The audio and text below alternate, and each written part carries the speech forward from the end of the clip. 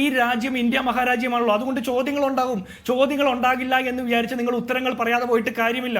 കാരണം ഈ പ്രധാനമന്ത്രിക്കും ഈ രാജ്യത്തിന്റെ കേന്ദ്ര സർക്കാരിനും കൊടുത്ത ആ ഇമ്മ്യൂണിറ്റി കഴിഞ്ഞു. നിങ്ങൾ യുദ്ധസമാനമായ ഈ സാഹചര്യത്തിൽ അറ്റാക്കിൽ നിന്ന് സീസ് ഫയർ പ്രഖ്യാപിച്ചു. ഇനി ഞങ്ങൾ ചോദ്യങ്ങൾ ചോദിക്കണ്ടേ?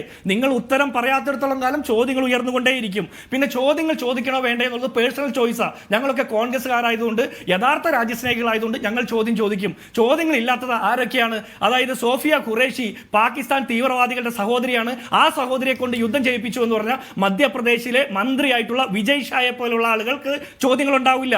അല്ലെങ്കിൽ ജെ നന്ദകുമാറിനെ പോലുള്ള RSS നേതാക്കന്മാർക്ക് ഈ പഹൽഗാം അക്രമത്തിന്റെ ഉത്തരവാദിയായിട്ടുള്ളത് ഇന്ത്യയുടെ സുപ്രീം കോടതിയാണെന്ന് പറയുന്ന ജെ നന്ദകുമാറിനെ പോലുള്ള RSS നേതാക്കന്മാർക്ക് അല്ലെങ്കിൽ അർണബ് ഗോസ്വാമിയെ പോലുള്ള ആളുകൾക്ക് ചോദ്യങ്ങൾ ഉണ്ടാവില്ല.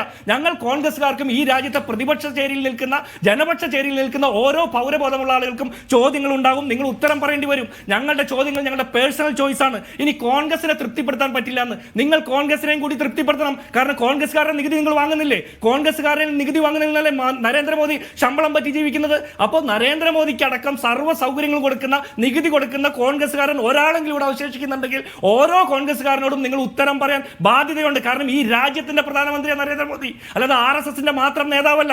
ഇനി അടുത്ത് താങ്കൾ പറഞ്ഞ എന്താ പറയുക, ഈ ഉത്തരങ്ങൾ കൊണ്ടൊന്നും തൃപ്തിയാവില്ലെന്ന്. നിങ്ങൾ ഉത്തരം പറഞ്ഞാൽ തൃപ്തിയാവും. നിങ്ങൾ മറ്റു പല കാര്യങ്ങളും കാടടച്ച് വെടിവെക്കേണ്ട. ഉത്തരം ഡയറക്റ്റ് പറയൂ. പഹൽഗാമിൽ അറ്റാക്ക് ചെയ്ത ആളുകളെ പിടിച്ചോ? ഇല്ല. കിട്ടാവുന്ന തെളിവുകൾ ശേഖരിക്കാൻ പറ്റുമോ? ഇല്ല. എന്തുകൊണ്ട് സെക്യൂരിറ്റി വീഴ്ചയുണ്ടായി? അത് പറയാൻ പറ്റുന്നില്ല. അപ്പൊ ഇതിനൊക്കെ ഉത്തരവാദികളായിട്ടുള്ള ആരെങ്കിലും ഉണ്ടാകുമല്ലോ.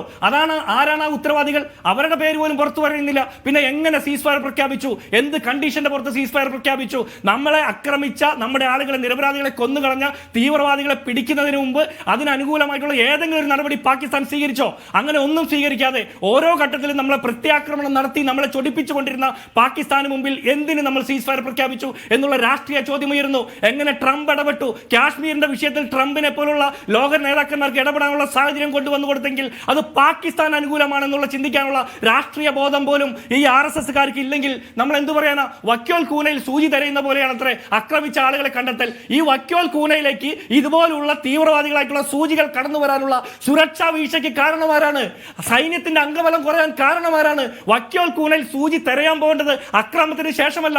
വക്യോൽ കൂനയിലേക്ക് ഈ സൂചികൾ കയറി വന്നപ്പോൾ ഈ സുരക്ഷാ സേനയുടെ അംഗബലം കുറച്ച രാഷ്ട്രീയ തീരുമാനമെടുത്തത് കേന്ദ്ര ആഭ്യന്തര മന്ത്രാലയവും പ്രതിരോധ മന്ത്രാലയവുമല്ലേ? മറുപടി പറയണ്ടേ? അതിന് മറുപടി പറയാതെ നിങ്ങൾ കാട്ടിൽ തിരയാൻ പോയി എന്ന് പറഞ്ഞിട്ട് കാര്യമില്ല.